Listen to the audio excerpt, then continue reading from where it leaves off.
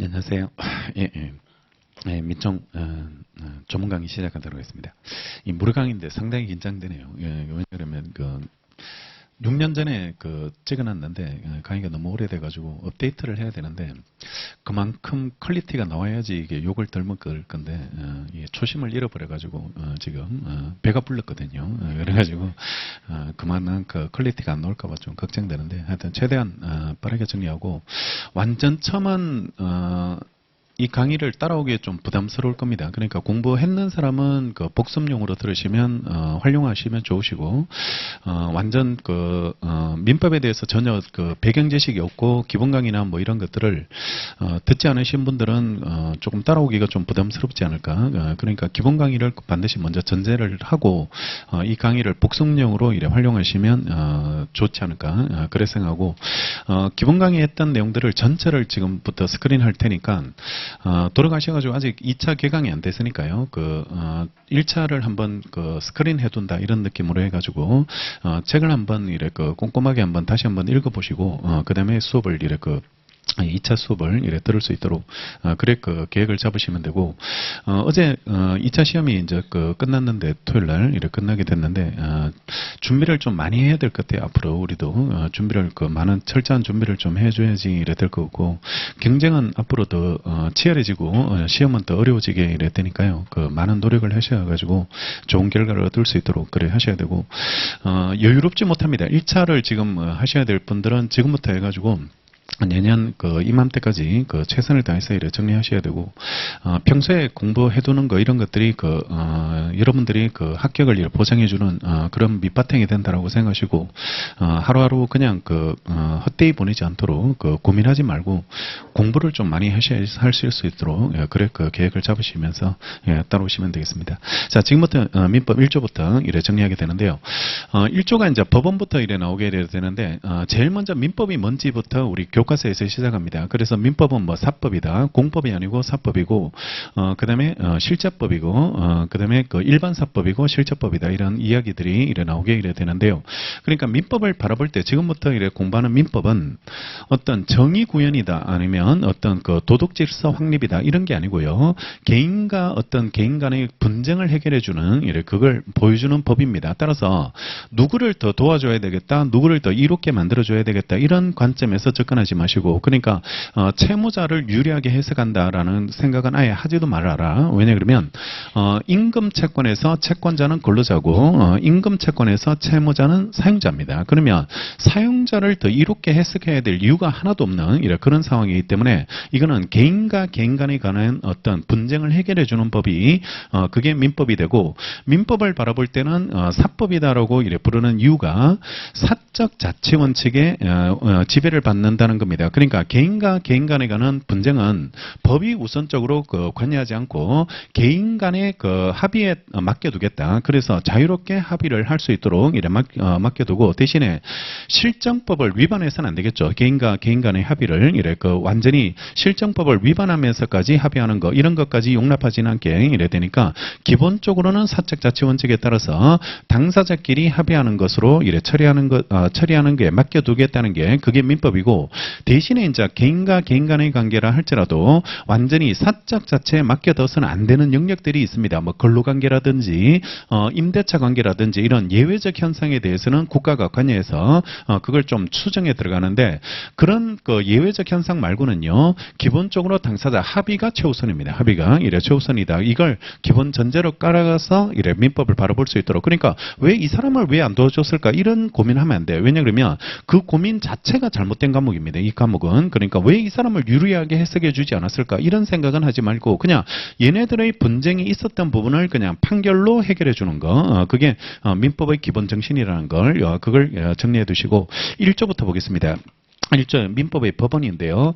법원의 존재 형식을 줄여말을 법원이라고 부르게 이래 되고 당사자 간의 어떤 분쟁이 생겼을 때 해결 기준입니다. 해결 기준을 이래 보여주는 게 그게 1조의 법원인데요. 보시면 민사에 관해서 법률 밑줄 하시고 법률의 규정 없으면 관습법 밑줄 하시고 관습법에 따르고 관습법이 없으면 조리 밑줄 하시고요. 그래서 조리에 따른다라고 이래 되어 있습니다. 그래서 1조에서 개인과 개인 간의 어떤 분쟁이 생겼을 때 해결하는 기준이 있어야 되거든. 이 해결하는 기준 자체가 이래 필요하게 되는데 일단은 법률을 가지고 먼저 해결하라. 법률을 가지고 해결하고 법률이 없을 때는 관습법을 가지고 해결하게 이래 되는 거고요.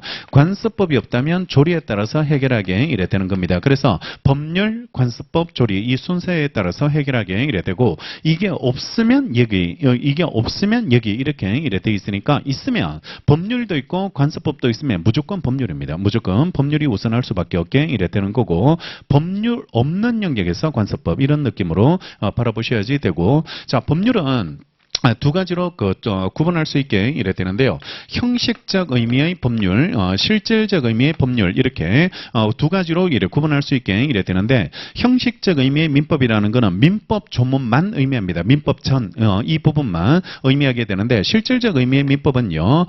형식적 의미 민법뿐만 아니라 각종 특별법이나 아니면 그 명령, 규칙, 조약들 이런 것까지 다 포함해서 실질적 의미의 민법. 그러니까 개인과 개인 간의 관계를 규율하는 특별법들, 이자제한법이라든지 주택임대차보법이라든지 대통령령에 따라서 이자제한법의 최고 상한이 맡겨져 있거든. 위임이 돼 있기 때문에 명령, 규칙, 조약들 이런 것들까지 다 포함하게 이래 되는데 우리 그 1조에서 말하는 법률은 이걸 말해요. 그래서 실질적 의미의 법률을 의미하게 이래 되는 거고 따라서 명령, 규칙, 조약들 이런 것들은 행정부에서도 만들 수 있습니다. 대통령령, 그다음에 대법원 규칙 이런 것들은 사법부에도 만들어질 수 있거든. 따라서 국회가 제정한 실정법만 법원이 되는 게 아니고요. 어떤 행정부에서 만든 거, 사법부에서 만든 거, 명령, 규칙, 조약. 조약은 국가 간의 계약이잖아요. FTA 이런 것들이 조약이 이랬다니까 국가 간의 계약들 그런 것들도 다 법률, 분쟁 해결 기준으로 작용할 수 있게 된다. 다 포함한다. 이런 느낌으로 이해를 해두시고 국회가 제정한 법률만 의미하진 않는다는 거 그걸 기억을 해두시면 이래 되고요. 그 다음에 이거 관습법이 있어야지 관습법을 가지고 이래 해결하게 이래 되는데요. 관습법이 되기 위한 요건이 먼저 떠올라야 돼요. 관습법은 어떤 요건을 갖춰야 했을 때 성립하게 되는지를 이래 떠올리셔야 되는데 일정한 관행이 수십 년, 수백 년 동안 반복되어서 내려오고 그게 관행만 있어서는 안 되고요. 관행만 있는 경우가 있었죠. 관행만 있는 경우. 관행만 있으면 이게 관행만 있는 경우를 우리가 따로 이렇게 구분해서 부르는 걸 사실인 관습이라고 부르게 이래 되는데요. 이 관습법이 되려면 즉 분쟁 해결 기준으로서 규범으로 기능하려면 법적 확신까지 얻어야 됩니다. 법적 확신까지 얻었을 때 그때 관습법으로 이래 성립하게 이래 되고 법원의 판결은 이미 존재하는 관습법을 적용하는 것에 불과하다는 거 그걸 기억하시고 일단은 관습법이 되기 위한 전제 요건을 반드시 기억하셔야 돼. 그게 뭐냐 그러면 헌법을 최상위 규범으로 하는 전체 법질서에 위반돼서는 안 된다는 게 우리 판례 입장이 됩니다. 즉 헌법에 위반되는 관습법은 관습법으로 효력을 인정할 수 없다는 게 그게 판례 입장이 이랬다는 거고 종중 판례 떠오르시면 돼요. 종중이 옛날에 관습법은 종중원을 남자만 종중원으로 봤거든. 남자만 종중원으로 봤는데 지금 헌법은 헌법 11조에서 남녀 평등을 선언하고 있거든요. 그래 남녀 차별을 이래 금지하고 있게 이랬다니까 남녀 평등에 위반되는 관습법이기 때문에 관습법으로서 효력을 잃어버렸고 그러면 지금은 남녀 불문하고 다 종중원이 될 수 있다는 것이 우리 판례 입장이 되고 그거는 조리에 따라서 인정합니다. 관습법이 헌법 위반돼서 효력을 잃어버렸거든. 그러니까 관습법이 없을 때 적용되는 게 조리, 조리가 이래 되는 거고 지금은 남녀 불문하고 다 종중원이 될 수 있고 공부되셨다면 한 단어 더 떠올려야 되는 거 성년은 돼야 된다는 거 그게 떠오르시면 공부가 이래 되신 게 되겠습니다. 자, 그 다음에요. 관행만 존재하는 경우를 우리가 사실인 관습이라고 불러서 관습법하고 구분하게 이래 되는데요. 사실인 관습은 분쟁 해결 기준이 아니다. 분쟁 해결 기준이 아니고 법률행위 해석 기준으로 작용하는 걸 사실인 관습이라고 부르게 이래 되는데 얘네들이 어떤 계약을 했는데요. 어느 부분에 대해서 계약을 했는지 명확하지 않을 때 그걸 해석을 통해서 구체화시키게 되거든. 구체화시키게 이래 될 때 그때 당사자 합의가 되면은 합의된 의사에 따라서 진위를 탐구하는 게 최우선이겠죠. 최우선적으로 적용되는데 그 진위가 명확하지 않을 때는요. 이것도 기준으로 적용돼서 해서 해석을 해주게 이래 되는데 얘네들이 계약금을 주기로 했어요. 계약금을 주기로 했는데 얼마를 줘야 될지에 대해서 합의가 되지 않았습니다. 합의가 명확하지 않게 이래 될 때 그러면 관행적으로 계약금은 얼마씩 주냐 이 말입니다. 얼마씩 주는가? 당사자 의사가 명확하지 않을 때 사실인 관습을 통해서 당사자의 의사를 해석해주게 이래 되는데요. 목사 임신이기 때문에 그 다음에 사실인 관습이라고 사실인 관습이 그 다음에 두 번째 해석 기준으로 적용이 이래 되는데 대개 계약금은 거래에서 1할 정도를 주더라. 10% 정도 주는 게 그게 관행이더라 이 말입니다. 관행이니까 얘네들이 계약금을 주기로 했을 때 관행적으로 한 10% 정도는 줬겠지 이런 식으로 해석해 주겠다는 게 그게 사실인 관습의 적용 부분이 이래 되는 거고 그러면 분쟁 해결 기준으로서 관습법하고 법률행위 해석 기준으로서 사실인 관습하고 이렇게 구분했을 때 가장 중요한 실익이 뭘까? 이게 떠올라야 되겠지. 가장 중요한 실익이 떠오르셔야지 되는데 규범은 판사님이 스스로 판단해야 됩니다. 조사해서 이래 판단해야 된다. 그걸 우리가 아는 표현으로 바꾸면 직권으로 조사해서 이래 판결하게 이래 되는데 사실인 관습은 당사자의 주장 입증이 필요한 겁니다. 이거는 주장 입증이 있어야지 된다는 게 그게 구별 기준으로서 실익으로 떠오르시면 이래 된다는 거. 두 개 떠올라야 돼요.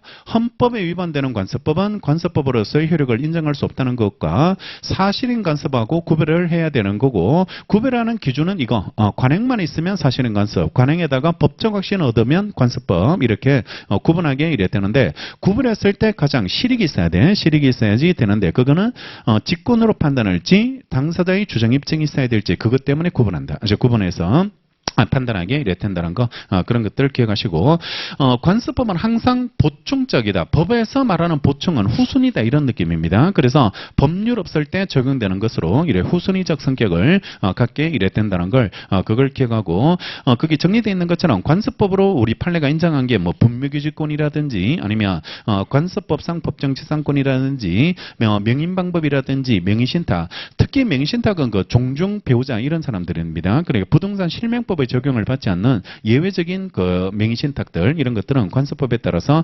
규례되고 동산양도담보예요. 동산양도담보도 부동산 양도담보는 가등기담보법이라는 특별법에 따라서 규율을 이래 받게 되는데 동산양도담보의 경우에는 관습법에 따라서 규율을 받게 이래 되는데요. 양도담보라는 개념을 잘 몰라요. 양도담보라는 개념을 내가 얘한테 돈을 빌려줬다.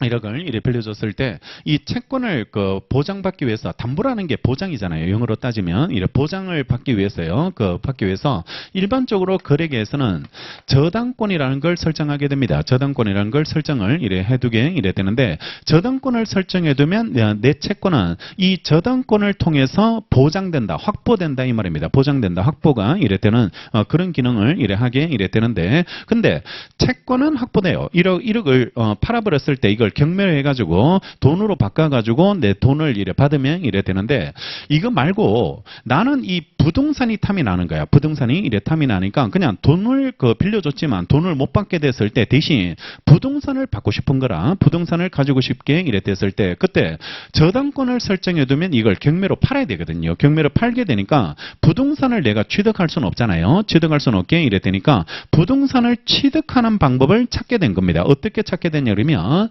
얘가 얘한테 소유 명의를 이전해 준다. 그래서 등기를 넘겨주는데 일반적으로 부동산에 등기를 넘겨주면 소유자가 바뀌는데 여기는 부동산 소유자를 바뀔 목적으로 등기를 넘기는 게 아니고 담보 목적으로 소유권 이전 등기를 해두는 거예요. 담보 목적으로. 그러니까 얘네들이 실질적으로 매매 형식으로 부동산을 팔겠다는 형식으로 등기를 넘긴 게 아니고 담보 목적으로 등기를 넘겨줬다 이 말입니다. 그러면 얘네들이 담보 목적으로 소유권 이전 등기를 해줬다면 얘가 변제하면 등기를 찾아올 수 있다는 겁니다. 변제하면 이래 찾아올 수 있다. 그러면 실질은 얘네들이 매매처럼 해서 등기를 넘겼다 할지라도 담보하겠다는 의사 이게 또 자연적 해석입니다. 양당사자 합치된 진위가 존재하거든. 그래서 얘도 채권 담보를 위해서 등기 넘겼고 얘도 채권 담보 확보를 위해서 등기를 넘겼다는 합의가 돼 있겠죠. 합의가 이래 합의서, 계약서 이런 것들을 작성하게 됐다면 이거는 담보 목적으로 기능하게 되는 거예요. 등기가 담보 목적으로 기능하게 이래 되는데 그러면 등기를 이렇게 넘겨받고 있다가 얘가 돈을 갚으면 등기를 돌려주면 되고요. 돌려주면 되는 거고 만약에 돈을 갚지 못했다면 그때는 이미 등기를 얘가 가지고 있으니까 그때는 얘가 얘가 소유자가 될 수 있는데 대신 차익 부분이 생길 수 있거든. 차익 부분이 생길 수 있으니까 부동산 가격이 막 3억 정도 할 수 있잖아요. 3억 정도 할 수 있게 이랬다면 차익은 거슬러 줘야 되겠죠. 거슬러 줘야지 이랬다니까 이걸 청산한다, 정산한다 이렇게 표현해요. 정산한다. 그러니까 얘가 얘한테 정산을 해줘야 되겠죠. 정산을 이래 해주면 정산까지 다 마치면 소유자가 됩니다. 우리 그 가등기담보법에서. 그래서 정산까지 다 거쳐줘야지 소유자가 되는 거고 청산을 거치지 않으면 얘가 소유자가 안 돼요. 소유자가 이래 될 수 없도록 강행 규정으로서 제한을 두고 있게 이래 되는 거. 이걸 양도담보라고 부른다. 양도담보라고 이래 불러서 거래계에서 부동산의 경우에는 이래 가담법의 적용을 이래 받게 되는데요. 동산도 가능합니다. 트랙터 같은 농기구 이런 것들 이걸 담보로 해가지고 얘가 트랙터를 통해서 농사를 계속 짓고 소유명의만 얘한테 담보 목적으로 넘겨놔. 소유명의만 소유명의 자체를 얘한테 넘겨놓게 이래 되는 거고 돈을 갚으면 소유명의를 찾아오면 되고요. 돈을 갚지 못하면 트랙터에 대한 소유권이 이전되는 방식 이런 방식을 취할 수 있게 이래 되는데 이걸 동산양도담보로 부르고 동산양도담보는 가담법의 적용을 받지 않습니다. 가담법의 적용을 받는 거는 부동산만 적용을 받고 여기 동산양도담보는 가등기담보법의 적용을 받지 않으니까 이거는 판례상 관습법에 따라서 규율을 받게 이래 되는 겁니다. 여기까지만 하시면 돼. 여기까지만 하시면 되고 다른 시험에서는 여기 법적 성격까지 막 공부하게 이래 되는데 여러분들 시험은 이래 거기까지 들어가지 말고 그냥 이런 것들이 양도담보라는 게 뭔지 이 개념이 잡혀야 돼요. 개념이 잡혀야 되고 이런 것도 활용할 수 있다는 거. 이거는 선택사항이죠. 옵션이니까. 그러니까 얘가 저당권이나 양도담보나 뭐 이런 것들을 선택할 수 있도록 이래 돼 있으니까 뭐가 유리하다 이런 것들을 따지지 말고 유리분리는 여러분들이 따지는 게 아니고 부동산도 없는 것들이 따질 필요가 없잖아 우리가. 그러니까 일단은 붙는 게 중요한 거니까요.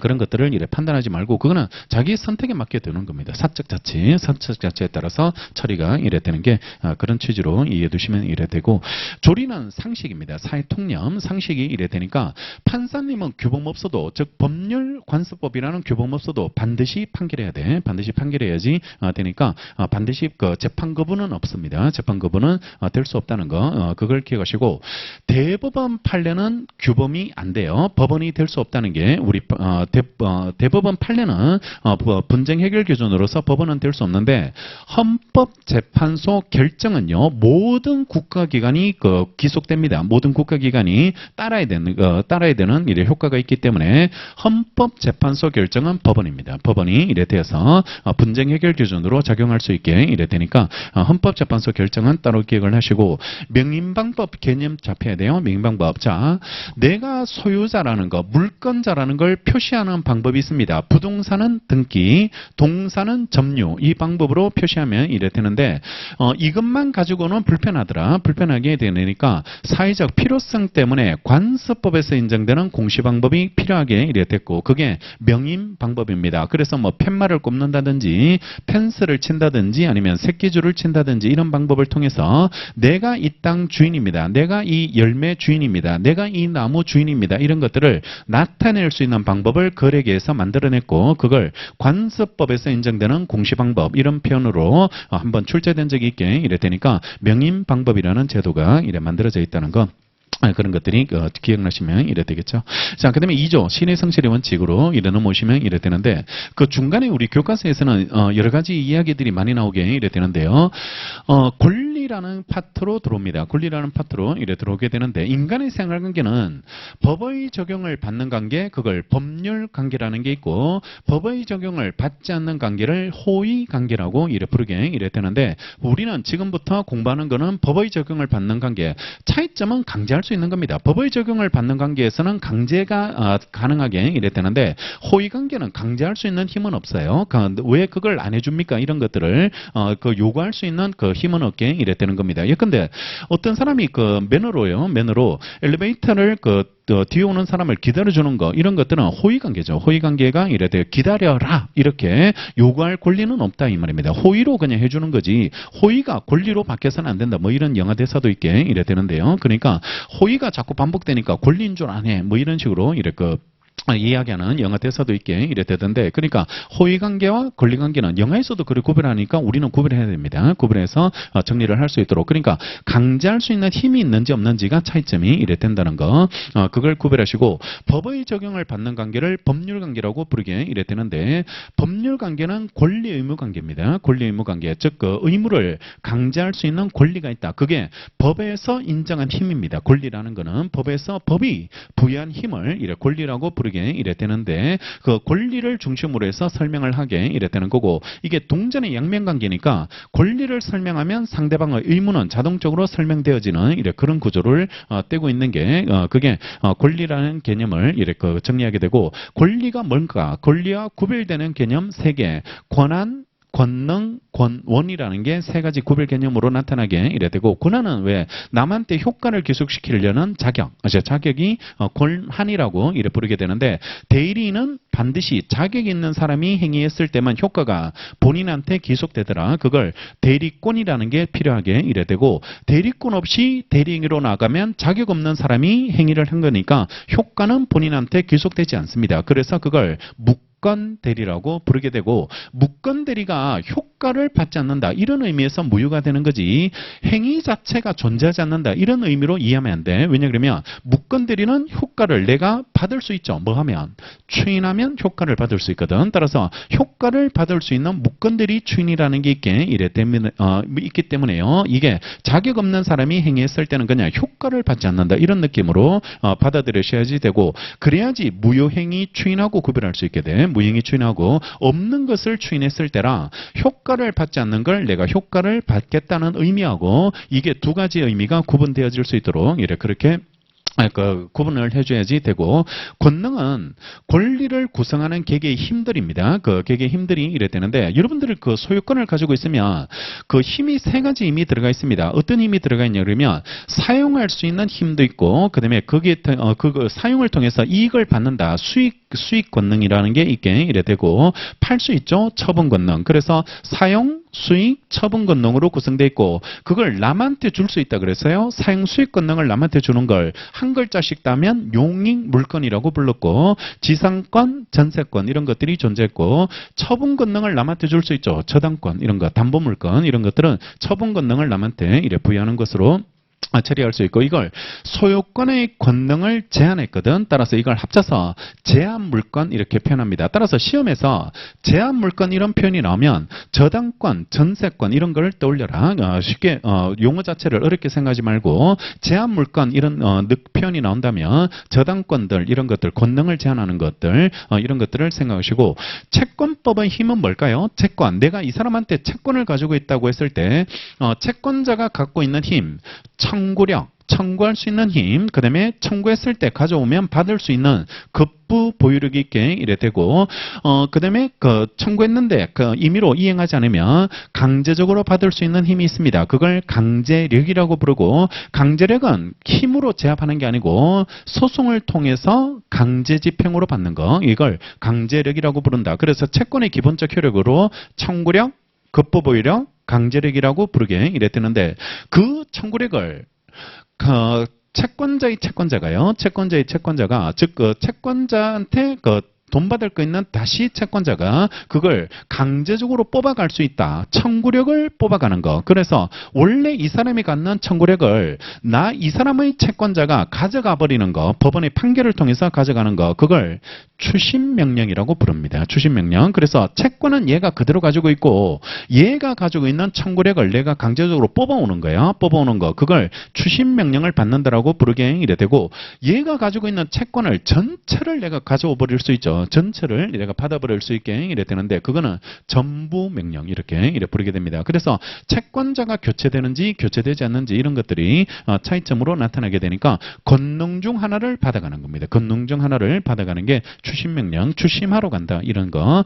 이런 추심명령의 문제를 그렇게 정리하고 추심명령의 개념이 이래 그런 개념으로 이래 접근해 들어가시면 이래 된다는 걸 기억하시고 그다음에 권은 일정한 행위를요 정당화시키는 원인입니다. 정당화시키는 원인을 권원이라고 부르게 이래 되는 거고 남의 땅에요. 남의 땅에 이렇게 건물이 있으려면 정당화시키는 원인 즉 권원이 있어야 돼요. 그래서 뭐 지상권을 설정하든지 전세권을 설정하든지 임차권을 설정하든지 어떤 권한이 존재해야 되고 만약에 권한 없이 남의 땅에 이렇게 건물 짓고 있으면 이 건물은 부셔줘야 될 건물입니다. 철거할 대상이 되니까 권한 없이 함부로 남의 땅에 건물을 짓지 못하는 거죠. 그 남의 땅을 이렇게 점유하려면 점유할 정당한 원인, 권한이 필요하게 이래 된다는 거 그런 것들이 나타나게 이래 되는 거고 그다음에 그 교과서 그 다음 장을 넘어가면 권리를 막 분류해봐. 권리를 이래 분류를 해보면 권리가 내용에 따라서 분류하면 뭐 재산권도 있고 그다음에 뭐 가족권도 있고 인격권도 있고 사원권도 있게 이래 되는데 중요한 게 작용, 힘, 무조건 작용에 따른 분류 이런 것들이 중요하게 이래 되는 겁니다. 작용에 따른 분류가 이래 되니까 작용, 힘에 따라서 권리가 어떤 힘을 가지고 있는지를 이래 분류하게 되는데 첫 번째 지배권을 먼저 할게요. 지배권. 일정한 물건을 직접 지배해서 이익을 얻는 겁니다. 이게 다른 밑에 나오는 청구권하고 다른 점이 누구한테 뭘 요구할 필요 없어요. 그냥 내가 물건을 직접 지배해서 이익을 바로 받아버리면 됩니다. 여러분들 지금 연필 들고 있고 법전 들고 있고 그다음에 어떤 자기가 가지고 있는 핸드폰, 가방 이런 것들을 여러 가지 물건을 여러분들 걸 가지고 있는데 누구한테 뭘 도와주세요. 아니면 이걸 가져다 주세요. 아니면 쓰게 해주세요. 이렇게 요구할 필요 없이 그냥 직접 지배해서 이익을 받는 거죠. 이익을 이래 받게 되는 거. 이걸 지배권이라고 부르게 되고 대표적인 게 물권입니다. 물권, 소유권 이런 것들이 지배권이 이래 되는 거고 지배권은 이게 특징이 뭐냐 그러면 침해됐을 때요. 지배권이 침해당했을 때 그러니까 내가 직접 지배할 수 있는 이 물건을 옆에 사람이 가져갔다면 침해되기 전의 상태로 돌아올 수 있는 힘을 가지고 있습니다. 힘을 이렇게 가지고 있는데 즉 다시 원상태로 복귀를 요구할 수 있는 거 돌려달라 반환 청구 그 다음에 누가 침해를 하고 있는 상태가 있다면 치워달라 제거 청구 그 다음에 침해할 염려 있으면 예방도 청구할 수 있습니다. 그걸 물권에서 나오는 힘이라 그래서 물권적 청구권이라고 불러요. 물권적 청구권이라고 부르게 이래 되고 물권자, 소유자면은 당연히 갖는 권리. 당연히 갖는 권리가 물권적 청구권을 이래 갖게 이래 된다라고 평가하시면 되고 자, 그다음에 두 번째 청구권. 이거는 지배권하고 다르게요. 지배권하고 다르게 특정인에 대해서요. 특정인에 대해서 특정한 행위를 요구하는 권리를 청구권이라고 부르게 이래 되는 겁니다. 특정인에 대해서 어떠한 행위를 요구하는 권리를 청구권이라고 부르게 이래 되는데 돈을 빌려줬다. 돈을 빌려줬을 때 돈을 빌려주면 돈을 갚아달라고 요구하는 거죠. 갚아달라고 요구하는 거. 그게 청구권이 되는 겁니다. 청구권이 되는 거고 실질적으로 이거하고 차이점은 내가 이거는 누구의 도움이 없이 바로 만족을 받을 수 있게 이래 되는데 이거는 요구하는 권리에 그치는 거거든. 요구하는 권리에 그치게 이래 되니까 실질적으로 내가 만족을 얻는다면 그 사람이 행위를 해줘야 돼요. 행위를 이래 해줘야 돼요. 그래서 돈을 갖다 준다든지 등기를 갖다 준다든지 뭘 행위를 해줘야지 내가 만족을 얻게 이래 되는 거지. 내가 돈을 갚아주세요라고 요구했는데 얘는 그냥 쪼개고 있고 이렇게 해버리면 그러면 아무런 느낌도 없게 이래 되는 거죠. 그러면 아무런 내가 만족을 받지 못하게 이래 되는 그런 결과가 이래 되니까 일정한 행위를 요구하는데 그치는 권리 그게 청구권이 되는데 채권이 대표적인 청구권이지만 채권에서만 청구권이 나오는 게 아니고 여기에서도 아까 나왔죠. 물권적 청구권 이런 것들이 나오고 상속회복 청구권 이런 것들도 있습니다. 그래서 청구권은 꼭 채권에서만 나오지는 않고 다른 권리에서도 발생을 할 수 있게 이래 된다는 거 그게 청구권이 이래 되는 거고 세 번째 형성권입니다. 이게 가장 하이라이트가 이래 되는데 이거는 특정인에 대해서 한다는 측면에서는 청구권과 모습이 비슷한데요.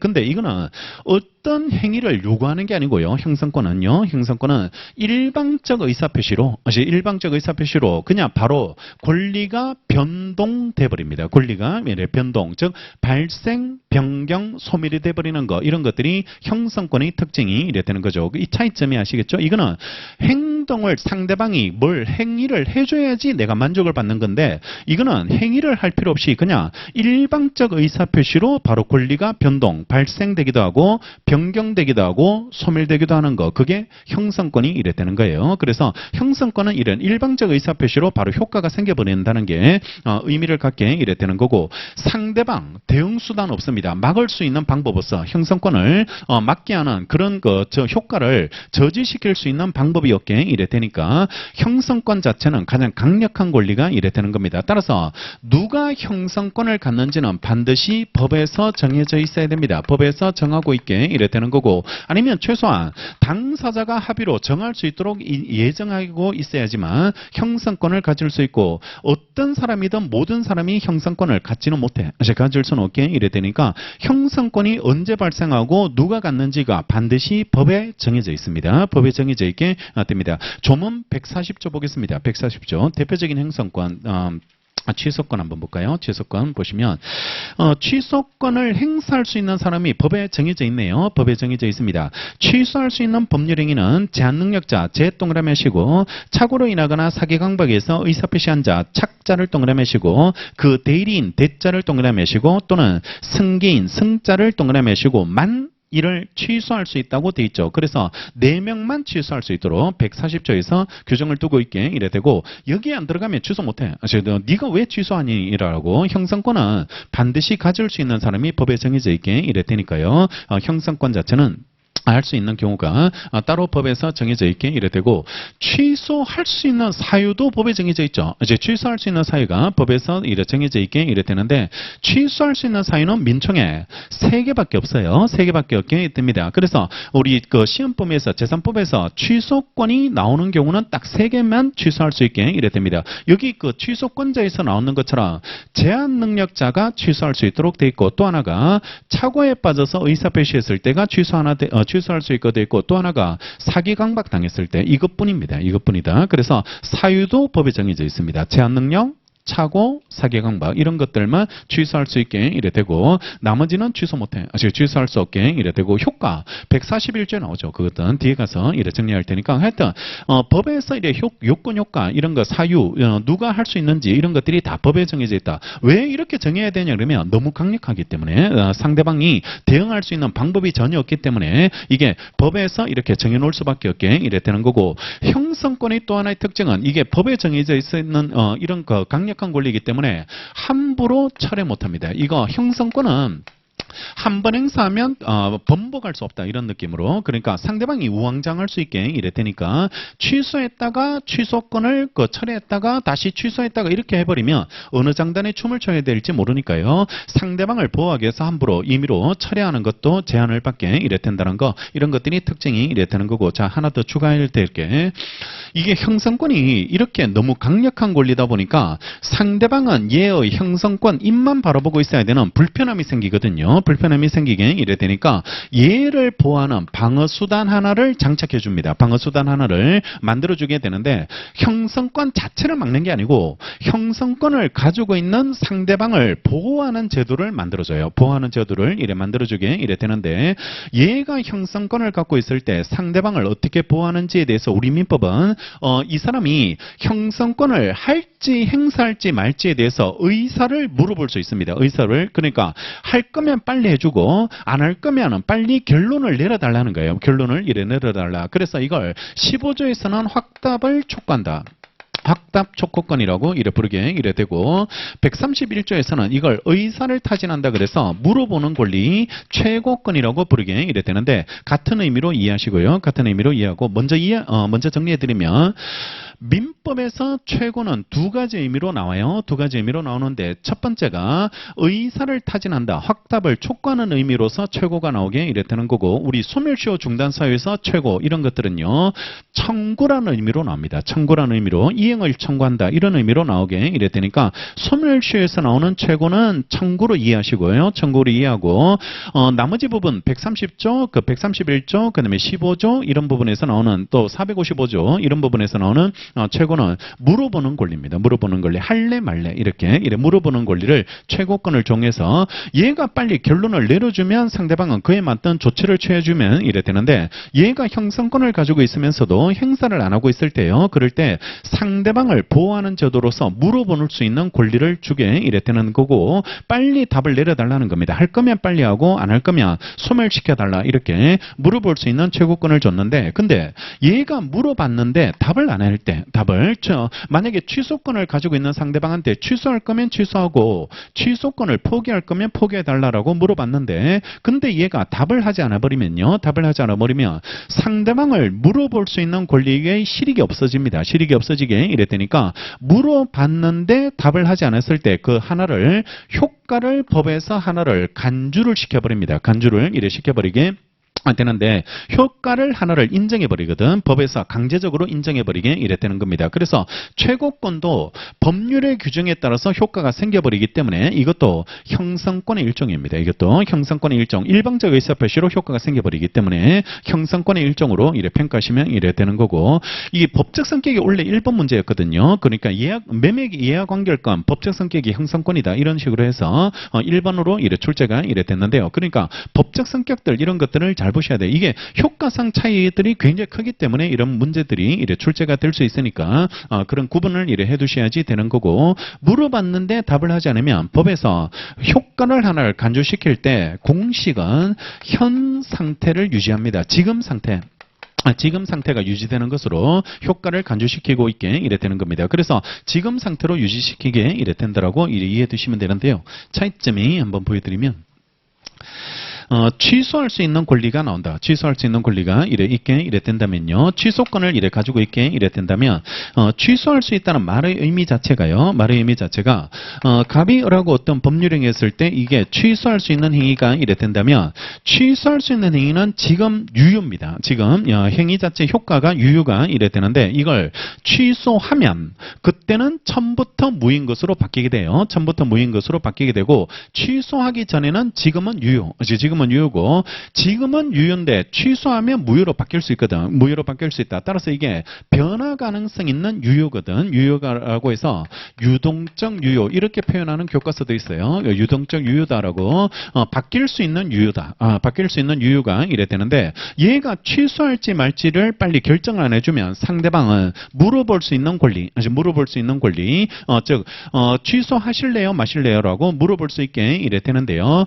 취소권을 포기하는 것을 우리 추인한다라고 부르죠. 추인한다라고 144조에서 추인한다라고 부르게 이래 되는데 143조에서 추인이 나오고 144조에서 추인의 요건이 나오게 이래 되는데 그러면 취소권의 포기인 추인의 요건을 추인이 될 수 있게 이래 되는데 얘가 얘한테 물어봤을 때 취소하면 취소되고 추인하면 추인될 건데 하나를 결정하지 않으면 지금 상태를 유지시킵니다. 지금 상태를 유지시키게 이래 되는데 지금 상태는 유효인 지금 상태가 유지돼야 되거든. 유효인 상태가 이걸로 해버리면 무효로 바뀌어버리거든. 무효로 이래 바뀌게 되니까 유효인 지금 상태가 유지되려면 추인으로 본다라고 해야 되는 거예요. 그래서 15조에서 물어봤는데 답을 하지 않으면 추인한 것으로 이래 본다라고 돼 있고 우리 나중에 하겠지만 채무자가 자기의 채무를 얘한테 넘길 수 있습니다. 그래서 자기는 채무관계에서 탈락하고 얘가 새로운 채무자로 들어가는 이걸 채무인수라고 부르고 민법에서 말하는 채무인수는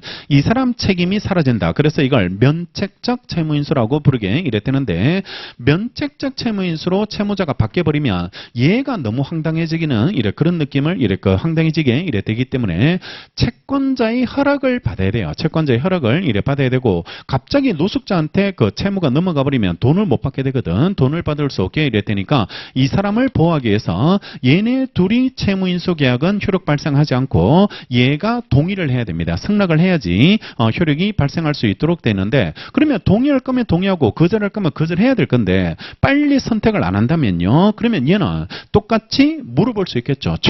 물어볼 수 있게 이래 되는 거고 물어봤을 때 얘가 동의할지 아니면 거절할지를 선택하면 될 건데 그걸 선택하지 않아 버리면 그때는 효과를 법에서 하나를 간주시키거든. 간주시키게 이래 되는데 지금 채무자가 그대로 남아 있어야지 현 상태가 유지되는 거죠. 바뀌어 버리면 지금 상태가 유지되는 게 아니니까요. 지금 채무자가 그대로 남아 있으려면 효과가 거절로 봐야 되겠네요. 거절로 봐야지 지금 채무자가 그대로 효과가 이래 남아 있게 이래 되는 겁니다. 그래서 455조 2항에서 면책적 채무인수에서는 물어봤을 때 거절한 것으로 본다라고 455조 2항이 규정하고 있는 거예요. 2항이 이렇게 규정하고 있게 이래 되는 거고 해제도 마찬가지예요. 얘가 해제하면 계약은 소급해서 무효로 바뀝니다. 소급해서 무효로 바뀌게 이래 되는데 해제권을 갖고 있는 얘가 빨리 해제권을 행사하지 않으면 상대방 뭐 할 수 있냐 그러면 물어볼 수 있게 돼 있죠. 물어볼 수 있게 이래 되고 물어봤는데 답을 하지 않으면요. 해제되기 전의 지금 상태가 유지돼야 되거든. 그러면 지금 상태가 유지되려면 해제권 소멸입니다. 해제권 이래 소멸이 되고 매매예약 완결권 이 매매예약 완결권의 마찬가지로 매매예약 완결권이 형성권이다. 그러면 얘가 물어볼 수 있는 권리 최고권 주고 물어봤는데 매매 예약 완결권을 행사하지 않으면 소멸 이렇게 이래 처리가 이래 되는 거고 이거 다 기출이에요. 이런 것들이 다 기출로 조문 문제로 이래 출제가 이래 되고 있는 겁니다. 채권법 기출 풀어보면 이게 다 나와요. 이런 것들이 출제가 이래 되는 거고 제3자를 위한 계획에서 제3자 권리 취득하기 위한 요건 수익의 의사표시가 필요한 거고 일방적 의사표시로 권리가 취득되니까 그것도 형성권. 그러면 채무자 뭐 할 수 있을까? 최고. 물어봤는데 수익 의사표시 안 하면 지금 상태 유지, 받기 전의 상태가 유지돼야 되니까 수익 의사표시 소멸 이렇게 돼 있겠네요. 그것도 기출. 그런 식으로 출제가 이래 되는 겁니다. 무건들이 행위하면 본인은 효과를 받지 않습니다. 그래서 그걸 유동적 무효 상태라고 이래 부르게 추인하면 효과를 받고 추인하지 않으면 효과를 받지 않게 이래 되는데 그러면 상대방 추인할래 말래라고 물어볼 수 있다. 물어볼 수 있게 되고 본인이 추인하면 효과 받고 거절하면 효과 받지 않게 되는데 선택 안 하면 지금 상태, 효과 받기 전의 상태가 유지돼야 된다. 그럼 뭘로? 거절. 131조. 그것도 기출. 이래 돼 있는 거예요. 그러니까 그런 형태로 이래 출제가 일어나게 되니까 공식적으로 그 논점을 이렇게 얘기해 주시고 형성권이 나오면 항상 공식을 이렇게 정리하고 이름은 청구권인데 본질이 형성권인 것들도 있습니다. 본질이 형성권인 것들도 있게 이래 된다. 그러면 차이점 구별해야 되겠네. 이거는 상대방의 행동을 있어야지 효과가 발생하지만 이거는 행동 기다리지 않습니다. 그래서 이름은 청구권이지만요. 본질은 형성권인 것들. 대표적인 게 공유물 분할 청구권, 부속물 매수 청구권, 지상물 매수 청구권 이런 것들은 이름은 청구권이지만 지상물 매수 청구권 이거 행사했을 때 지상물을 사야 될까 말아야 될까 고민하면 안 돼. 고민해버리면 그걸 철거되지 않도록 정책적 인정해주는 지상물 매수권의 효력을 인정받지 못하게 되는 그런 문제가 있기 때문에 사회경제적 전체 손실을 방지하기 위해서 인정되는 임차인의 지상물 매수권은 네가 고민할 문제가 아니에요. 이거는 고민할 문제가 아니니까 국민경제 전체의 불이익을 돌아가는 것을 방지하기 위해서 인정되는 거니까 행사하는 순간 바로 매매입니다. 바로 매매가 돼버린다. 그게 지상물 매수권, 부속물 이런 거, 에어컨 이런 거 철거해가지고 싸게 팔고 뒤에 들어오는 사람은 비싼 것도 새로 사야 되고 이래버리면 사회경제적 손실이 너무 많이 생긴다고. 이게 산업 폐기물 이런 것들이 많이 생기니까 그냥 임대인 네가 사라는 겁니다. 임대인 네가 사라. 그리고 네가 또 임차료에서 차임을 더 올려받든지 그런 식으로 해서 사회경제적 손실을 방지해야 되거든. 그게 부속물 매수 청구권 이렇게 살까 말까 이렇게 고민하는 게 아니야. 그냥 바로 사야 돼. 그거는 바로 사야지 이래 되는 게 그렇게 부속물 매수 청구권의 이래 본질로 기억하시면 이래 되는 겁니다. 구분해서 기억하시고 소송으로 하는 형성권 하나 기억나세요? 반드시 이거는 재판상 행사해야 되는 형성권도 하나 있게 이래 되는데 형성권 중에서 반드시 소송으로 행사해야 되는 형성권 이것도 기출, 채권자 취소권 이런 것들이 이래 나오게 이래 되는 겁니다. 그런 것들이 이래 출제가 된 적이 있게 이래 되는 거죠. 그 다음에 네 번째 항변권. 항변권은 상대방의 청구권 행사에 대해서요. 청구권 행사에 대해서 일정한 사유를 들어서 그 효력을 거절할 수 있는 권리. 거절할 수 있는 권리. 청구권 자체를 다투는 게 아니고요. 청구권 자체의 효력의 문제를 다투는 게 아니고 청구권의 효력은 긍정합니다. 청구권의 효력은 긍정하면서 다만 별개의 사유를 들어서 효력 발생을 잠시 거절, 저지시킨다 이런 느낌이죠. 저지시킨다. 자, 매매를 체결했어요. 얘네 둘이 매매 계약을 이래 체결하게 이래 됐을 때 그러면 매매 계약의 효과로서 얘는 매매 대금을 청구할 수 있죠. 매매대금 주세요라고 청구할 수 있게 되고 이게 잘못된 게 없죠. 매매대금을 이래 받게 되는 거는 잘못된 게 없게 이래 되는데 다만 얘는 매매대금을 줘야 되지만 다만 일정한 사유를 들어서 잠시 동안 거절할 수 있습니다. 뭘 거절할 수 있냐 그러면 물건 받을 때까지는 돈을 못 줍니다라고 거절할 수 있는 권리를 주게 된다고 이걸 동시이행 항변권이라고 부르게 이래 되는 거고 잠시 동안만 거절한다. 그죠? 그러니까 물건 가져올 때까지만 이래 거절한다는 걸 잠시 동안만 거절한다. 그래서 이걸 영기적 항변권이라고 이래 부르게 이래 되는 게 그게 동시이행 항변권의 대표적인 예가 이래 되는 거고 거절해야 된다. 이래 읽으면 안 돼. 거절해야 된다가 아니고 거절할 수 있는 권리. 거절할 수 있는 권리. 거절 안 했다. 바보 같은 놈 아니면 나쁜 놈 경찰 불러 뭐 이렇게 거절 안 했다.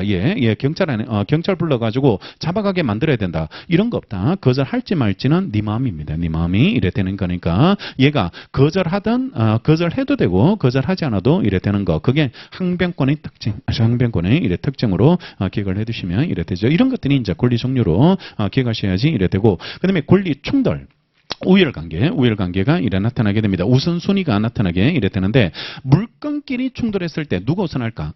물건끼리 얘도 물건이 있어요. 그러면 물건끼리 충돌했을 때 우열관계가 문제가 이래 되는데 먼저 성립한 겁니다. 먼저 성립한 거. 그래서 먼저 성립한 권리가 우선하게 된다. 1번 자당권, 2번 자당권이 있을 때 1번 자당권이 우선할 수밖에 없게 되니까 먼저 성립한 게 우선할 수 있게 이래 되고 소유권은 둘 개 존재할 수 없죠. 왜냐하면 하나의 물건에는 하나의 명찰만 붙을 수 있거든. 그래서 일건주의라고 이래 부르게 이래 되니까 그거는 두 개가 성립할 수 없고 이중매매 그거는 채권이다. 아시겠죠? 채권이 두 개 성립하는 거 이런 것들은 가능하게 이래 되는 거고 거기에 대해서 등기 넘겨받는 사람은 한 명입니다. 한 명만 등기를 넘겨받을 수밖에 없게 이래 되니까 이중매매를 떠올리면 돼. 채권, 물건 구분해서 물건은 무조건 한 명. 근데 같은 성질의 것이 여러 개 성립할 수 있는 게 그게 이질감이 없는 거 동시에 존재할 수 있다. 어려운 편으로 양립할 수 있다. 이래 부르게 이래 되는데 1번 자당권, 2번 자당권 이런 것들은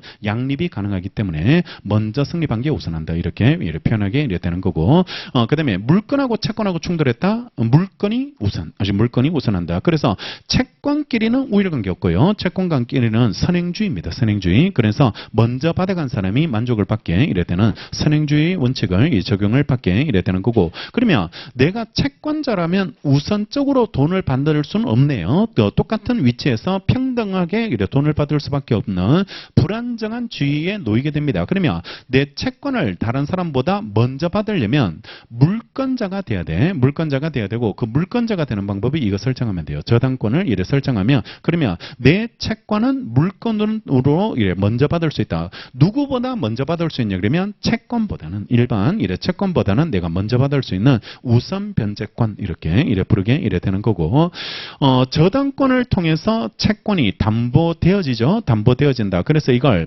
이 채권을 받기 위해서 저당권을 설정하니까 채권이 주된 권리, 저당권은 종된 권리네요. 그죠? 확보를 위해서 나오는 종된 권리가 되는 거고 채권을 담보하기 위해서 이걸 설정하는 거죠. 이걸 설정함으로 인해서 이 채권이 확실하게 보장되는 거잖아요. 보장이 이래 되는 거니까 수동태적 의미를 법에서 표현할 때는 항상 접두를 하나 붙여줍니다. 그게 P자를 붙여줘서 얘를 담보 채권, 담보 물건을 통해서 담보되어지고 있으니까 피담보 채권이라고 부르게 이래 되는 그런 의미로 이해하시면 되는 거고 피담보 채권은 소멸시효에 걸려 저당권은 담보 물건은 혼자서 소멸시효에 걸리지 않습니다. 소멸시효에 걸리지 않고 피담보 채권이 소멸시효에 걸리면 채권이 사라지면 얘는 존재의의를 잃어버립니다. 따라서 이거 가치 운명 공동체로서요. 가치 소멸한다. 한문으로 표현하면 부종성이라고 부르게 되는 거예요. 그래서 부종한다라고 부르게 이래 되니까 채권에 부종하는 성격을 이래 가지게 이래 되는 거고 피담보 채권 없으면 저당권 혼자 존재할 수 없다. 왜냐 그러면 채권 담보를 위해서 존재하는 애이기 때문에 이게 반드시 피담보 채권의 존재를 전제한다. 그걸 부종성이라고 부르게 이래 되고 채권법에서 떠올려야 될 거 부종하는 거 하나 있죠. 따라다니는 거 혼자 존재할 수 없는 거. 보증, 보증. 그래서 이걸 물적 담보를 저당권, 인적 담보를 보증 이렇게 부르게 됩니다. 주채무 없는데 보증인 혼자 존재할 수 없어. 그러니까 보증을 한번 서고 싶다. 채무자부터 먼저 찾아라. 채무자부터 먼저 찾고 나를 찾아라. 나를 찾아가지고 나를 위해서 보증을 쓰면 아 이게 보증이구나라고 생각되고 왠지 밤에 잠이 안 와. 잠이 안 오고 그냥 공부를 열심히 하게 이랬다는 그런 현상을 갖게 될 테니까 채무자를부터 있어야지 보증이 존재한다. 그래서 이게 채무에 부종하는 성격. 따라서 보증 채권만 따로 분리해서 양도한다. 네가 한번 해봐라. 노벨 보증학상이 발견이 될 그런 문제가 됩니다. 주채무 없는데 보증인 혼자 존재할 수 없다. 그러니까 부종하는 성격, 그 성격을 이리 잊지 마시고 그러면 주채무 소멸하면 보증은 자동적으로 소멸입니다. 자동적으로 소멸하게 되니까 그 구조를 잊지 말고 보증의 구조나 뭐 이런 것들이 다 같은 의미로 돌아갈 수 있도록 그래 기억하시면 되는 거죠. 가볍게 무료 강의 들어왔는데 연락 어렵죠. 예, 그러니까 장난 아니죠. 예, 그러니까 정신 바짝 차리고 졸고 있으면 훅 지나갑니다. 이거 그러니까 네가 졸든 안 졸든 나는 상관 안 해. 그러니까 이거는 내가 지금 퀄리티를 높여야 되는 강의이기 때문에 너의 그 졸음을 내가 깨워줄 의무가 없다고. 호의 관계니까. 그러니까 네가 따라오든 말든 나는 상관하지 않고 진도를 쭉쭉 뽑아가지고 퀄리티를 높이려는 그런 마음으로 강의하고 있으니까 졸아도 돼. 사적 자치. 아시겠죠? 누가 네가 조는 데 대해서 아무런 제재를 가하지 않는다. 그러니까 여기 뭐 레이저 빔이 쏘게 되고 막 이렇게 막 실탄 장착해서 막 쏘고 이런 식으로 고개 더 쳐들면 막 바로 쏘버리고 이렇게 되고 결석하면 압수수색하고 뭐 이런 그런 관계가 있지 않으니까요. 졸아도 되고 오고 싶으면 오고 되고 말고 싶으면 말면 되고 뭐 이런 사적 자치 원칙의 지배를 받는 자유로운 강의실이 이래 되니까 그런 강의로 활용하시면 되겠습니다. 권리 충돌의 개념이 되게 중요합니다. 그 개념 자체를 잘 아시고 예외를 그러니까 되게 중요한 거예요. 그러니까 물건하고 채권이 충돌하면 물건이 우선해야 되는데 예외적인 현상을 인정해 줘야 될 필요가 있거든. 그러니까 채권 중에서도 아주 특이한 채권들, 특이하다라는 게 뭐 어떤 별나다 이런 느낌이 아니고 보호를 해줘야 될 필요성이 있는 채권들이 있습니다. 보호를 해줘야 될 채권들. 그러니까 이거는 물건을 우선시켜서는 안 되는 채권들이 있게 되는 겁니다. 그러니까 임금 채권 이런 것들은 보호의 필요성을 갖게 되는 거기 때문에 노동법, 근로기준법에서 그걸 예외를 줘야 되는 거예요. 안 그러면 일반 원칙에 따라서 처리해버리면 무조건 물건보다는 밑에 가버리거든. 밑에 가버리게 되니까 그러면 최소한의 생활비나 어떤 생활 보장 차원에서 그런 채권들의 보장을 받지 못했을 때 이런 것들은 굉장히 위험해질 수 있고 그리고 회사가 부도나 버렸다. 회사가 만약에 파산해서 부도나서 사라지게 문을 닫게 되면 또다시 이런 어떤 피해를 받는 사람들이 있기 때문에 그러면 여러분들이 생각해 보세요. 이게 국민이 잘 사는 사람만 있어. 다 우리 군대 가보잖아. 가보면 병장들만 있어. 아니 그러면 이게 군대가 돌아가나 밑에 물 떠오는 놈도 있어야지 물 마시는 놈들만 있어. 다 목마르다라고 이야기하고 있으면 누가 어떤 놈이 물 떠와야 돼. 그러니까 아니 대통령 다 비행기 타고 갈 때 손뼉 쳐주는 사람이 있어야지 비행기 탈 때 손 한번 흔들어주고 이렇게 되는데 다 비행기 타고 가고 있으면 누가 손 흔들어줘. 그러니까 손 흔들어주는 애들도 있어야지 이래 되는 거고 이래 구조 자체가 존재해야 되는데 사회 구조가 여러분들이 생각해 보세요. 그러면 임금 채권자를 뭘 왜 보호합니까? 이런 이야기를 하는 사람들이 있게 이래 되는데 그런 사람들이 없으면 과연 이 삼성이라는 거대한 국제 그룹이 국제적인 기업이 과연 존재할 수 있겠냐고. 거기서 막 반도체를 만들어내는 근로자의 희생이 있으니까 그런 기업 자체가 일본한테도 지금 맞짱을 뜨고 이렇게 하게 되잖아요. 그러니까 그런 것들이 사회가 다 존재하는데 다 필요한 거고 또 그 사람들의 어떤 활동이나 존재 영역들 이런 것들에 대해서 우리가 같이 고민하고 같이 호흡하는 그런 사회가 돼야 되는 거지. 없는 것들을 내가 왜 도와줘야 돼? 뭐 이런 것들. 그리고 또 복지 예산 뭐 빨갱이 뭐 이렇게 생각해 버리면 그러면 이게 다 전체적인 희생을 다 감수해야 돼요. 우리가 사회적 비용들 이런 것들을 다 감수해야지 되는데 지금 저출산이 되게 문제가 안 됩니까? 그러니까 저출산들 이런 것들 그러니까 이게 비용이 너무 많이 들거든요. 애를 키우는데 먹기도 많이 먹더라고. 그러니까 여자애들 잘 안 먹는 누가 그랬어? 이게 많이 먹더라고. 그러니까 그런 문제가 되게 되니까 그러니까 이런 것들에 대해서 국가적으로 고민을 하지 않으면 그 피해는 나중에 굉장히 큰 피해가 이래 생기게 되는데 우리나라 지금 평균 연령이 40을 넘었죠. 40을. 예. 40 몇 세 정도 이래 되는데 앞으로 그 연령이 그 점차 높아지게 이래 되고 지금 0명대라 그러던데 0. 몇 명이 그 출산율이 그 정도 이래 된다고 이래 되는데요. 그러니까 앞으로 그 비용 자체가 이제 많은 비용을 이래 생기게 되니까 약자 보호다 이런 것들이 노동법들 예외를 인정해 줘야 될 필요성들 이런 것들을 항상 이래 고민할 수밖에 없게 이래 되는 거고 3개월치 임금 해봤자 뭐 얼마 돼요? 그 사람들이 뭐 연봉 1억이에요, 뭐 2억이에요. 그러니까 그런 것들이 많은 금액이 아닌데 근데 그 사람들한테는 굉장히 중요한 돈이 이래 될 수 있으니까 그때는 예외를 인정을 해줄 필요성이 이래 생기게 되고 주택임대차보호법도 그 최소한의 보증금들 이런 것들은 그 방 한 칸 정도 얻을 수 있는 겁니다.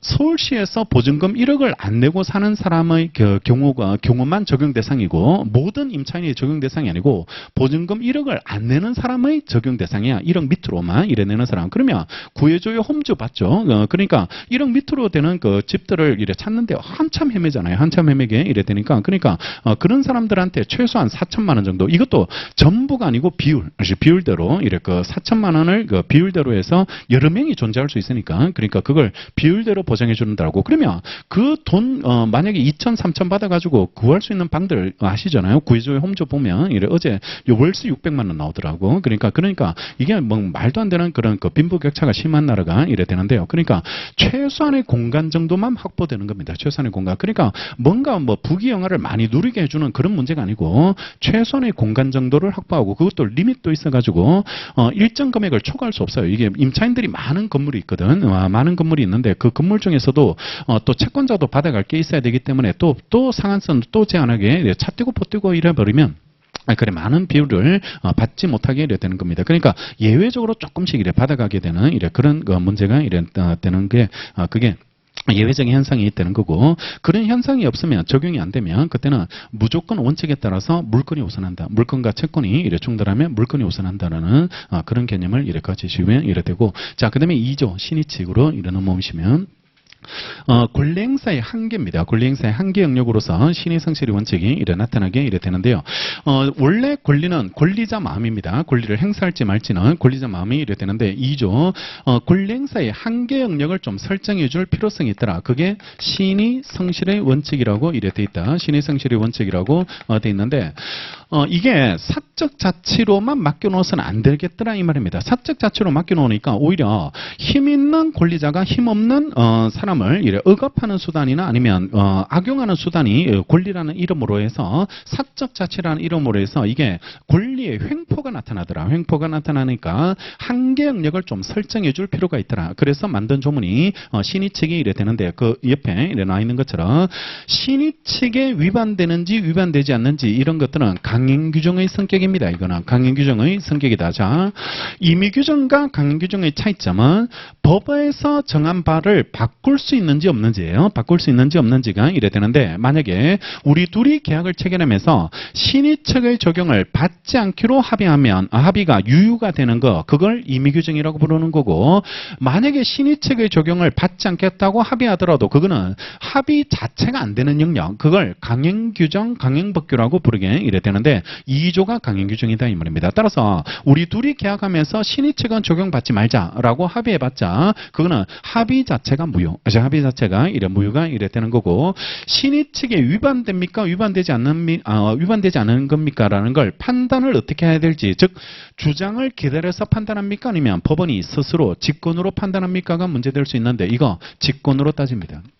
직권으로 이래 판단하게 이래 되니까 신의칙에 위반되는지는 강행규정으로서 직권으로 판단하게 이래 된다는 걸 먼저 전제를 하시면 이래 되고 신의칙의 파생원칙이라는 게 4개 나오더라. 파생원칙이라는 게 뭐냐 그러면 신의칙 판례가 1년에도 몇백 개씩 나와요. 판례만 이래 몇백 개씩 나오게 이래 되는데 근데 그 판례를 이렇게 모아보니까요. 모아보니까 어떤 군을 형성하더라 이 말입니다. 군을 이래 형성하게 이래 되니까 판례를 이래 강의하기 위해서 판례를 분류를 해봤다. 분류를 분류를 해보니까 네 가지 형태로 분류가 되더라. 네 가지 형태로 이렇게 분류가 되는 거고, 출제되는 패턴은 다시 말씀드리지만 1번에 들어갑니까? 2번에 들어갑니까? 이런 그 고민을 해서는 안 되고, 신의 측의 실제 판례는 위반된다, 위반되지 않는다 이래 판결한다고, 이렇게 판결하게 되는 거고, 교수님들이 그냥 강의하기 위해서 분류해 둔 겁니다. 그걸 파생원칙이라고 부르게 이래 되는 거니까 1번에 들어갈지 3번에 들어갈지 이걸 고민하면 안 돼요. 고민하시면 안 되고 그냥 편의상 이렇게 분류를 해뒀을 뿐이다라고 그런 느낌으로 이렇게 이해를 해두시면 되고, 첫 번째가 모순된 행위는 금지됩니다. 모순된 행위는 이래 금지되는 것으로 첫 번째가 이래 파생원칙으로 나오게 이래 되는데, 앞에 했던 선행행위와 정반대되는 후행행위, 이거는 신의 측에 반하기 때문에 허용하지 않겠다는 겁니다. 허용되지 않게 이래 되는데, 대표적 판례가 농지 명의수탁자가요. 농지 명의수탁자가 명의신탁을 받은 사람을 수탁자라고 부르게 되는데, 농지에 대해서 등기하려면요. 농지에 대해서 등기하려면 전제 요건이 농지 취득 자격 증명을 받아야 돼요. 즉 농사 짓는 사람들만 농지를 취득해야 되기 때문에 농사 짓겠다는 자경의사, 농사 짓겠다는 의사가 확인돼야지만 그 사람이 농지에 대해서 등기할 수 있도록 해줍니다. 그래서 그걸 농지 취득 자격 증명이라고 부르게 되는데, 그걸 발급받기 위해서 그게 발급이 안 되면 등기가 안 되거든. 등기가 안 되니까 농지 취득 자격 증명을 발급받기 위해서 자기는 농민입니다. 이렇게 농사 짓겠습니다. 이렇게 국가에 가서 이야기해놓고 나중에 세금이 부과되니까요. 세금이 부과되니까 그때는 나는 농사꾼이 아니고 그냥 명의수탁자입니다. 이렇게 주장해버리면은 앞행위하고 뒤행위하고 모순되잖아요. 모순이 되니까 이런 것들은 용납하지 않겠다는 거. 그래서 신의 측이 위반된다는 게 그게 우리 판례 입장이 이래 되는 거고, 취득시효 완성돼 가지고요. 취득시효 완성돼서 취득시효 완성 사실을 모르고 취득시효를 주장하지 않겠다고 해놓고 나중에 취득시효 완성됐다는 걸 주장해버리면 정반대되는 주장이 이래 되는 거니까 이런 것들을 용납하지 않게 이래 되고, 또 무권 대리인이 자기 재산을 대리권도 없이 아빠 재산을 팔아놓고요. 아빠 재산을 팔아놓고 아빠가 화병으로 돌아가셔가지고 아빠 지위를, 본인의 지위를 상속받아서 이제 추인할 수 있게 대놓고요. 추인을 하지 않고 추인 거절하는 것은요. 무권 대리로 팔아놓은 사람이 추인을 선택하지 않는 것, 이런 것들은 신의 측에 반하는 겁니다. 신의 측에 이래 반하게 이래 되는 거니까 허용되지 않겠다는 게 우리 판례 입장이 되는 거고, 가장 중요한 판례가 하나 떠올라야 돼요. 여기에서는 모순행위 금지 원칙에서는 가장 중요한 판례가 신의 측에서 가장 중요한 판례가 강행규정 위반 사례, 강행법규 위반 사례.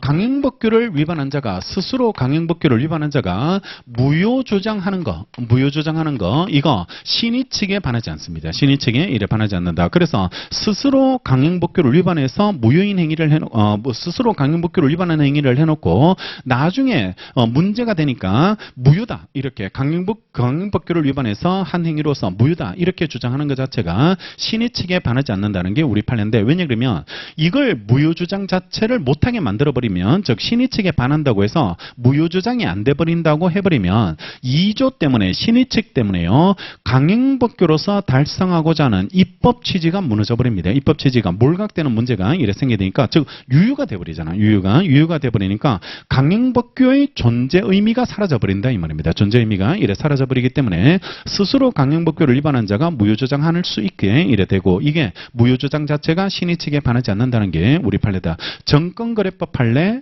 국토이용관리법, 토지거래 허가지역 그 판례도 있게 이래 되고, 미성년자가 스스로 그 법률행위 해놓고 취소권을 주장하는 거, 이런 것들은 신의 측에 반하지 않는다. 왜냐하면 민법에서 능력에 관한 규정은 모두 강행규정의 성격이거든. 강행규정의 성격이니까 강행규정을 스스로 위반해 놓고 무효나 취소를 주장하더라도 그거는 신의 측에 반하지 않는다는 게 우리 판례 입장이 이래 되니까 그게 가장 중요한 판례로 이해를 해 두셔야지 되는 거고요. 그 다음에 2번 실효원칙. 효력을 잃어버립니다. 실효원칙이라고 이래 돼 있는데, 효력을 잃어버리는 걸 이래 실효원칙이라고 부르게 이래 되는데, 이거는 중요한 요건이요. 중요한 요건이 실효원칙에서 반드시 기억하셔야 될 이래 요건 자체는 기간 경과가 중요하진 않습니다. 기간 경과만으로 효력을 부여하는 것은 따로 밑에 나오죠. 다음에 나오는 소멸시효 제도고, 실효원칙으로서 이게 신의 측에 위반된다라고 본다는 것은 상대방한테 믿음을 줘야 됩니다. 정당한 기대 형성, 그러니까 권리자가 권리를 행사하지 않을 것처럼 믿게 만들어 놓고 새삼스럽게 권리 행사로 나아가는 거, 그거는 신의 측에 반하는 겁니다. 신의 측에 원칙에 이래 반하기 때문에 실효 원칙은 상대방의 믿음을 믿게 해줬는지 정당한 신뢰를 형성하게 해줬는지 그게 따라서 판단 기준이 달라지게 되는 거고 기강 경감만으로 실효 원칙은 적용되는 게 아니다는 거 그게 중요한 판례로 기억하셔야지 되는 거고 그리고 이거는 권리의 성질상 믿음을 줄 수 없는 권리도 있었죠. 믿음을 이래 줄 수 없는 권리 대표적인 게 소유권 또 하나가 친권입니다. 친권. 그러니까 아빠가 나를 몇 년 안 만나면 아저씨로 바뀌냐 이 말입니다. 아저씨로 바뀌는지 그걸 어떻게 해야지 아빠가 아저씨로 바뀌게 되는 믿음을 가지게 되는지 이거는 권리의 성질상 믿게 할 수 없는 겁니다. 천륜이잖아요. 천륜이니까 이런 것들은 소유권과 친권 이런 것들은 실효 원칙에 걸리지 않고 이 실효 원칙은 권리 자체의 대상 자체가 넓어요. 그래서 무효 확인 소송 이런 것들도 다 모두 실효 원칙에 적용을 받고 소송법상 권리도 적용됩니다. 소송법상 항소하지 않을 것처럼 믿게 만들어 놓고 몰래 가서 항소하는 거 이런 것들은 다 신의체계 위반이 이래 되니까 소송법상 권리도 적용이 이래 되는 거죠. 그 다음에 세 번째 사정 변경. 계약 체결할 때 사정과요 이행할 때 사정이 이래 바뀌어버렸을 때 사정 변경을 원칙을 이유로 해서 사정 변경을 이유로 해서 계약을 좀 수정할 수 있도록 해줘야 되는 거 아닐지가 이래 문제가 이래 되는데 두 가지로 나누셔야 돼요. 두 가지로 나누셔야 되는데 일시적 계약을 해제할 수 있죠. 해제할 수 있게 이래 되고 계속적 계약은 해지한다라고 부르게 되고 해제는 소급표가 있는 겁니다. 소급표가 있게 되는 거고 계속적 계약은 해지하는 거고 이거는 소급표가 없고 장래요. 앞으로만 효력을 이래 받게 이래 되는데 우유 한 달 먹고 소급표 있으면 큰일 납니다. 이거 우유 먹기 전의 상태로 돌아가야지 되기 때문에 몸에서 우유 성분을 다 짜내줘야 된다고 말씀을 이래 드렸잖아요. 그래서 이거는 해지를 해야 되고 해지를 하는 거고 해제는 일시적 계약들 부동산 산다든지 컴퓨터 산다든지 하나의 계약들 그걸 해제한다라고 이래 부르게 되는데요.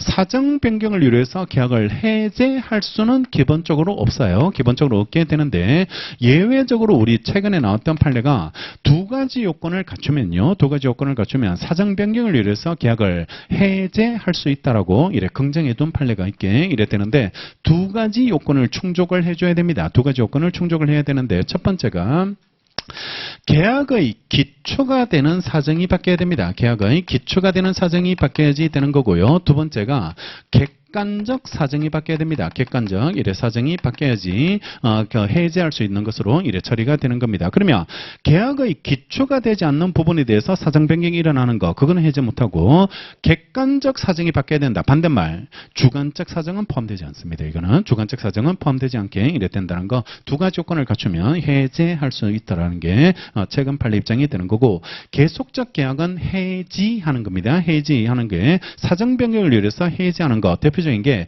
계속적 보증 이사 판례 이사라는 지위 때문에 보증인이 되는 계속적 보증을 썼을 때 이사직을 그만뒀다는 사정 변경이 생겼다면 해지할 수 있게 이래 되겠죠. 해지할 수 보증 계약을 해지할 수 있게 되는데 안 되는 거 떠올라야 돼요. 계속적 보증이라 할지라도 해지할 수 없는 것이 있게 이래 되는데 계속적 보증을 사정 변경을 위해서 해지할 수 있는 것은 불확정 채무입니다. 불확정 채무일 때만 해지할 수 있는 거고 확정 채무 5천이면 5천 1억이면 1억 확정 채무에 대해서 보증을 했는 사람은 해지 못해요. 해지할 수 없게 이래 되니까 확정 채무는 해지가 안 된다는 거 이런 것들이 중요하게 되고 사정 변경을 위해서 계약을 해지할 수 있는 거는 불확정적인 채무입니다. 불확정적인 채무일 때 그때가 이래 되는 거죠. 마지막에 네 번째 권리 남용. 권리를 남용해서는 안 된다. 권리를 남용해서는 안 된다는 것도 권리 남용 금지도 이렇게 파생 원칙의 하나로 이렇게 가시면 되는데 자 권리 남용되기 위해서 객관적 요건 즉 권리가 남용됐다는 사정요. 권리가 남용됐다는 사정이 필요하게 이래 되는데 권리가 남용되려면 전제가 행사가 돼야 됩니다. 행사가 돼야지 남용이 되는 거고 권리를 행사하지도 않는 사람이 남용했다 이렇게 부를 수는 없어요. 남용했다고 부를 수 없으니까 권리 남용이 되려면 객관적 요건으로서 일단 부당한 행사가 있어야지 되는데 다만 예외 불행사도 남용이 되는 게 하나 있습니다. 불행사도 가만히 있는 거 권리를 행사하지 않고 가만히 있는 것도 남용이 될 수 있게 이래 되는데 그게 친권이죠. 친권. 어버이로서의 권리는 부모님이 자식을 교양을 관리를 해줘야 되는데, 교육을 시키고 먹여줘야 되는데 그 친권을 행사하지 않아 버리면 그거는 불행사가 남용이 돼요. 불행사가 남용이 되고, 자, 중요한 게 주관적 요건이 있어야 될까? 남을 해할 의사, 이 사람을 해칠 의사로 권리를 남용해야지, 권리를 행사해야지만 권리 남용이 됩니까? 아니면 남용됐다는 사정만으로 바로 권리 남용으로, 이렇게 객관적 요건만으로 바로 권리 남용으로 평가받을 수 있을지, 주관적 요건이 필요합니까가 문제가 이래 되는데, 우리 판례는 거기 나와 있는 것처럼 대체적으로 있어야 돼요. 주관적 요건은 대체적으로 필요하다. 따라서 권리 남용되기 위해서 주관적 요건이 필요합니까? 라고 물으면 필요합니다라고 답을 해야 돼. 필요합니다라고, 있어야 됩니다라고 답을 하셔야지 된다. 그래서 주관적 요건은 반드시 필요합니다라고 답을 하시기에 이래 되는 거고, 다만 예외적으로 우리 판례 중에서 권리 남용을 인정한 판례 중에서 주관적 요건이 필요 없다고 본 판례가 하나 있다. 뭐가 있냐 그러면 상계권 남용입니다. 상계권 남용. 따라서 상계권이 남용됐을 때도 주관적 요건이 필요합니까? 이런 문제가 나왔다면 그때는 필요 없습니다. 이렇게 답을 하라고 답을 하셔야지 됩니다. 그러니까 권리 남용, 일반 많은 권리 남용 요건이 많은 판례가 권리 남용되기 위해서, 인정되기 위해서 필요한 요건들 이렇게 묻는다면 그거는 모든 권리 남용, 일반적인 권리 남용의 요건을 물었으니까 그거는 필요합니다라고 답을 하셔야 되고, 그중에 상계권 남용되기 위해서 주관적 요건이 필요합니까? 이래 나온다면 걔는 필요 없습니다. 이래 답을 하시라고 답을 해야지 됩니다. 따라서 이게 혼용되면 안 돼. 혼용되면 안 되고, 상계권 남용으로 물었는지 권리 남용으로 물었는지 그게 따라서 내가 답을 하는 방법이 달라져야 된다. 달라져야지 되니까 구분해서 정리를 하시면 이래 되고, 자, 이제부터 조금 중요한 거. 여기까지 나오면 되게 어려워요. 지금부터 묻는 것들이 나오면 되게 까다롭게 이래 되는데, 세무서 시험이 최근에 이걸 물었어요. 갑이 을을 상대로 만약에 그 건물 철거 소송을 제기했는데 이 철거 소송이 권리 남용이 돼버렸습니다. 신의 측이 위반돼서 철거 자체가 권리 남용으로 평가를 받아버렸습니다. 그러면 권리 남용으로 평가를 받았을 때 효과가 뭘까? 1번, 이 땅 주인은 갑입니까 을입니까? 1번 자체가 일단 권리 남용으로 평가받았을 때 소유자가 누구로 바뀝니까?